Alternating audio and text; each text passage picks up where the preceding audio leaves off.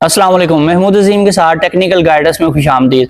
आज हम बात करेंगे कि आजकल एक कॉमन फॉल्ट आ रहा है, जगह जगह यही कंप्लेन आ रही है कि हमारा इन्वर्टर तो बैटरी को 100% चार्ज करता है, लेकिन जब हम उसको यूज़ करते हैं, डिस्चार्जिंग पे लेके जाते हैं तो हमें पूरा बैकअप नहीं मिलता।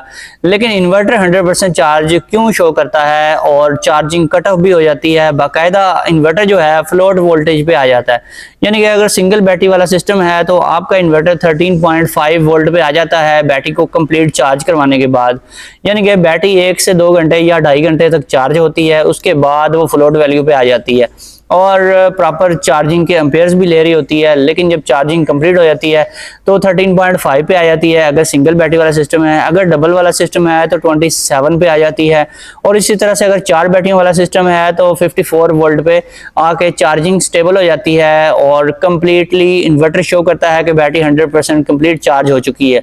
लेकिन ऐसी बैटरी बैकअप क्यों नहीं देती? इसमें कौन सी चीज़ खराब है? क्या बैटरी खराब है, क्या हमारा इन्वर्टर सही नहीं है, उसके अंदर कोई डिफेक्ट पड़ गया, या फिर उसके सॉफ्टवेयर का इशू है, या उसकी सेटिंग खराब है, या फिर आपने जो इंस्टॉलेशन करवाई हुई है उसमें कोई फ़र्क पड़ गया है, या आपने जो बैटरी केबल वगैरह यूज़ की है वो प्रॉपर गेज की नहीं है, प्रॉपर लेंथ की नहीं है।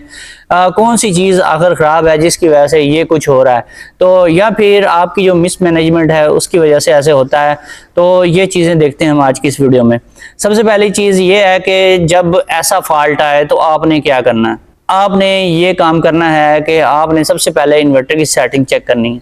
अगर आपने प्रॉपर बैटरी टाइप सेलेक्ट की हुई है और बल्क चार्जिंग वोल्टेज ठीक हैं आपके, और फ्लोट वैल्यू भी आपने जो रखी हुई है वो भी ठीक है, और फिर भी ऐसे हो रहा है आपको बैटरी बैकअप नहीं मिलता लेकिन बैटरी 100% चार्ज होती है, तो फिर इसका मतलब ये है कि आपका जो फॉल्ट है वो उसके ज़्यादातर चांसेस ये हैं कि आपकी बैटरी के अंदर कोई मसला है। बैटरी में जब फॉल्ट आता है तो ज़्यादातर ये मसला आता है। तो बैटरी में कौन सा फॉल्ट आता है? इसमें दो चीज़ें हैं। एक तो ये है कि बैटरी की आपने ग्रेविटी चेक करनी है। दूसरी चीज़ ये है कि अगर आपकी वारंटी पड़ी हुई है बैटरी की तो उसको क्लेम करवा लें और आप उसकी ग्रेविटी टेस्ट करें। सबसे पहला काम आपने ग्रेविटी टेस्ट करने वाला करना है। अगर बैटरी की ग्रेविटी पूरी नहीं आ रही तो इसका मतलब है कि कोई ना कोई इशू है, या सेटिंग सही नहीं है, या फिर आपके जो चार्जिंग है उनके एम्पेयर्स पूरे नहीं हैं, आपका लोड ज़्यादा होता है। अगर लोड भी ज़्यादा नहीं है, चार्जिंग एम्पेयर्स भी अवेलेबल हैं लेकिन बैटरी फिर भी चार्ज नहीं होती, तो फिर इसमें यह हो सकता है कि या तो आपकी बैटरियाँ ख़राब हैं।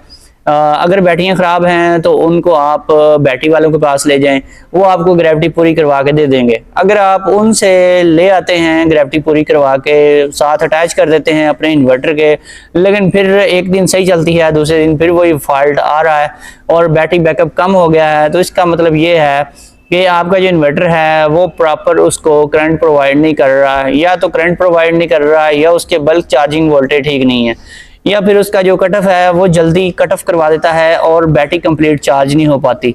तो इसमें आपने क्या करना है? ग्रेविटी पूरी करवाने के कई तरीके हैं, इसके ऊपर मैं कई वीडियोस बना चुका हूं, और ये बैटरी की कंडीशन पे डिपेंड करता है कि बैटरी की क्या कंडीशन है और आपने कौन सा तरीका इसके ऊपर अप्लाई करना है। एक सिंपल सा मेथड आपको बता देता हूँ कि जब भी ये प्रॉब्लम आए तो सबसे पहले तो आपने इक्वलाइजेशन को इनेबल करवा देना है, और उसकी जो वोल्टेज की सेटिंग है उसको आपने मैक्सिमम खोल देना है। और दूसरा काम, अगर आपका छोटा मोटा इशू है, थोड़ी बहुत ग्रेविटी में फ़र्क है, तो इक्वलाइजेशन से पूरा हो जाएगा। अदरवाइज अगर बहुत ज़्यादा आपकी जो ग्रेविटी है वो बहुत कम आ रही है, रेड पे आ रही है, या फिर ग्रीन के सेंटर से वो नीचे जाती नहीं है येलो की तरफ, तो फिर आपने क्या करना है? इसमें आपने फिर ये करना है कि आपने इसमें बल्क चार्जिंग वोल्टेज को बढ़ाना है। बल्क चार्जिंग वोल्टेज को आपने बढ़ाना है और इसको मैक्सिमम कर देना है। मैक्सिमम करके आपने बैटरी को 3 से 4 घंटे के लिए चार्जिंग पे लगा देना है। यानी कि एक दफ़ा अगर बैटरी आपने कम्प्लीटली चार्ज करवा दी है उसके बाद आपने ये काम करना है, और बैटरी को आपने चार्जिंग पे लगा देना है। फिर आपने उसकी ग्रेविटी टेस्ट करनी है, और ग्रेविटी टेस्ट करने में भी कुछ लोग मिस्टेक करते हैं, मैं इसके ऊपर भी ऑलरेडी वीडियोस बना चुका हूँ। आपने क्या करना है कि बैटरी को कंप्लीट चार्ज करना है, फिर आपने ग्रेविटी टेस्ट करनी है लोड डाले बगैर। अगर आपने लोड डाल दिया है तो बैटरी फिर से लो हो जाएगी, क्योंकि ग्रेविटी जो है उसकी कई रीज़न होती हैं लो होने की। सबसे बड़ी जो रीज़न होती है लो होने की वो ये होती है कि आपने उसको सही तरीके से चार्ज नहीं किया। जब न्यू बैटरी को हम लेकर यूज़ करवाते हैं तो उसकी ग्रेविटी लो हो जाती है, चाहे बैटरी बिल्कुल ठीक ठाक है, न्यू है, लेकिन आपने उसको डिस्चार्ज कर लिया है, उसकी ग्रेविटी हो जाएगी कम। ग्रेविटी कम होके कहाँ पे आती है, ग्रीन जो सेंटर में कलर होता है ग्रेविटी मीटर के ऊपर, जिसे हाइड्रोमीटर भी कहते हैं, वो बाजार में इजीली आपको अवेलेबल होता है, 500 का आजकल मिलता है। वो लेकर आप उससे चेक करेंगे तो नई बैटरी है तो ग्रीन के सेंटर में जो 1.200 लिखा हुआ होता है वहां पे ग्रेविटी शो होगी। अगर वहां पे शो हो रही है तो इसका मतलब है कि आपकी बैटरी बिल्कुल न्यू है, लेकिन आपने इसको चार्ज नहीं करवाया। अगर आपने इसको चार्ज भी करवाया है तो इसका मतलब ये है कि या तो आपके इन्वर्टर ने सही तरीके से चार्ज नहीं किया, या फिर इसमें कोई और प्रॉब्लम है। हो सकता है उसके सेल के अंदर कोई डिफेक्ट हो, इस वजह से भी हो सकता है। और इसके अलावा अगर उसमें आपने उसके अंदर जो एसिड था, जो एसिड और पानी का मिक्सचर होता है, अगर वो आपने निकाल दिया है, उसमें सारा ही पानी डाल दिया है, तो फिर भी ऐसे होता है। हाँ, एक और केस भी होता है, अगर आपकी बैटरी बिल्कुल खाली हो जाए, पानी से बहुत ज़्यादा ड्राई हो जाए और आपको पता ही ना लगे कि आपने बैटरी के अंदर पानी भी डालना था, आप भूल जाएं, तो फिर अचानक से आप पानी डाल दें, उसमें फुल पानी डाल दें, तो फिर भी ऐसे ही होता है।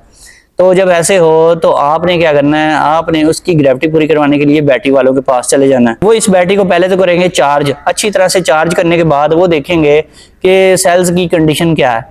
तो अगर फिर भी ग्रेविटी पूरी नहीं होती, वो इसमें थोड़ा थोड़ा मिक्सचर डालेंगे, जो कि 1265 जिसे बोला जाता है 1.265 ग्रेविटी वाला मिक्सचर इसके अंदर ऐड करेंगे और फिर इसको दोबारा से चार्जिंग पे लगा देंगे। और ऐसी जो बैटरी होती है उसको कोई 10-12 घंटे चार्ज करना पड़ता है, या फिर अगर आप उसको हाई वोल्टेज से चार्ज करवाते हैं तो आपका काम जो है 2 से 3 घंटों में भी हो जाता है। तो ये डिपेंड करता है कि आप कितने वोल्टेज और कितने एम्पेयर से बैटरी को चार्ज करवा रहे हैं। अगर आपने जल्दी काम करना है तो फिर आप जल्दी चार्जिंग करवाएं, हाई वोल्टेज से और हाई एम्पेयर से करवाएं, तो फिर जल्दी ग्रेविटी पूरी हो जाएगी।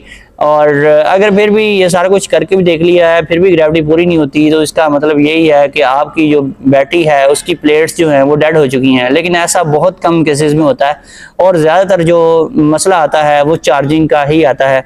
चार्जिंग से ही आप अपनी बैटरी की ग्रेविटी पूरी कर सकते हैं।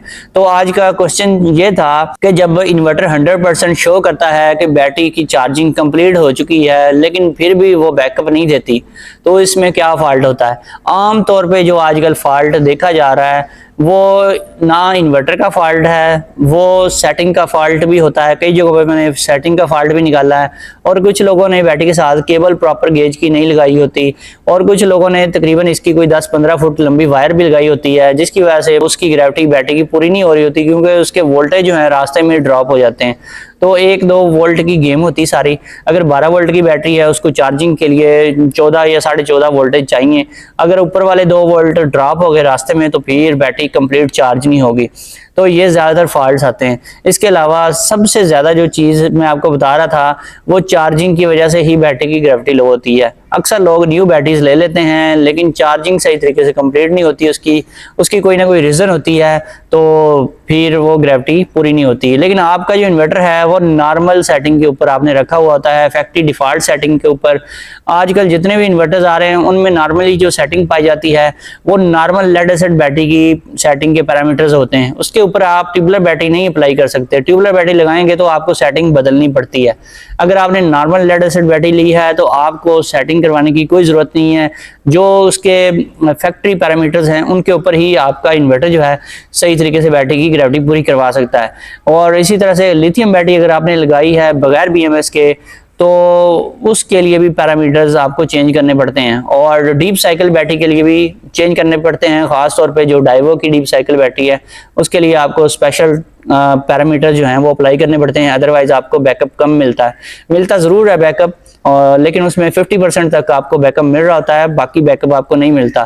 तो कम पैरामीटर्स पे चार्जिंग करवाने से जिन लोगों की बैटरियों की ग्रेविटी पूरी नहीं होती, उनकी बैटरी को ख़राब होने का कोई ज़्यादा खदशा नहीं होता अगर वो इसी तरीके से अपनी बैटरियों को यूज़ करते रहते हैं साला साल। तो मैंने देखा है कि बाद में जब उनकी सेटिंग ठीक करें तो उनकी बैटरी मज़ीद 2-3 साल चल जाती है। यानी कि कम बल्क चार्जिंग वोल्टेज से, कम कट ऑफ पॉइंट रखने से बैटरी जो है जल्दी ख़राब नहीं होती। बैटरी जल्दी ख़राब सिर्फ और सिर्फ ओवर चार्जिंग से होती है। दोस्तों फिर मिलेंगे नेक्स्ट वीडियो में। ओके, अल्लाह हाफिज़।